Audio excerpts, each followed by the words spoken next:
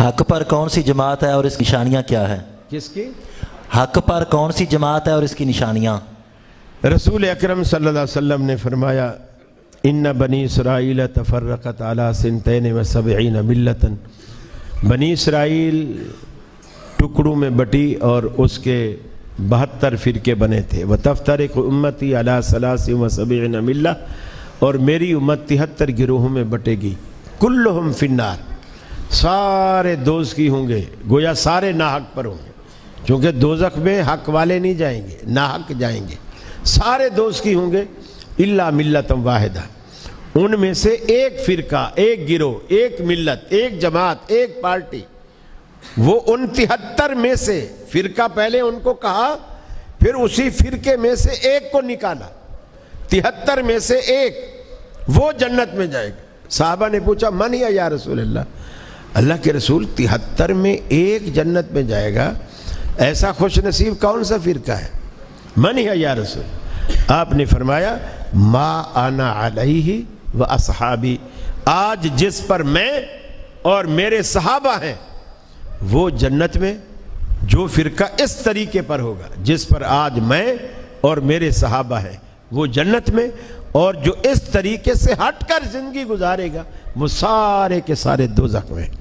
اب اس کا آسان طریقہ ہے، آپ بخاری شریف اٹھائیے، صرف کتاب الصلاۃ اٹھائیے۔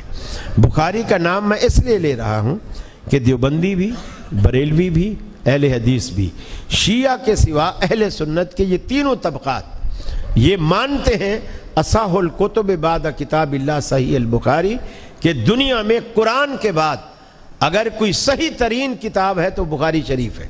یہ دیوبندی، بریلوی، اہل حدیث تینوں مانتے ہیں۔ جب یہ صحیح ترین کتاب ہے تو اس کی کتاب الصلاۃ، صرف نماز والا باب آپ وہ لیجئے، آپ عربی نہیں پڑھ سکتے، جو ترجمہ آپ کو پسند ہے، بریلوی ہیں تو بریلوی ترجمہ، دیوبندی ہیں تو دیوبندی ترجمہ، اہل حدیث ہے تو اہل حدیث ترجمہ، جو ترجمہ آپ کو پسند ہے آپ وہ پڑھیں، اس نماز کو سٹڈی کریں، دیکھیں اللہ کے رسول صلی اللہ علیہ وسلم نے نماز میں رفع الیدین کی یا نہیں کی، آمین اونچی ہوئی یا نہیں ہوئی، آپ نے قدم سے قدم ملانے کا کہا یا نہیں کہا۔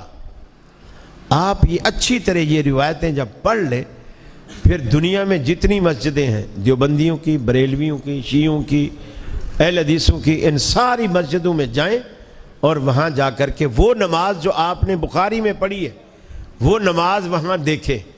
اگر آپ کو دیوبندیوں کے پاس مل جائے ٹھیک ہے، وہ حق والی جماعت ہے، اگر بریلویوں کے پاس مل جائے حق والی جماعت ہے، اور اگر نہ ملے اور یقیناً نہیں ملے گی اور آپ کو پھر اہل حدیثوں کے پاس جب وہ نماز مل جائے تو آپ دل سے فیصلہ کر لیں کہ یہی حق والی جماعت ہے، اور الحمدللہ یہی ہی حق والی جماعت ہے۔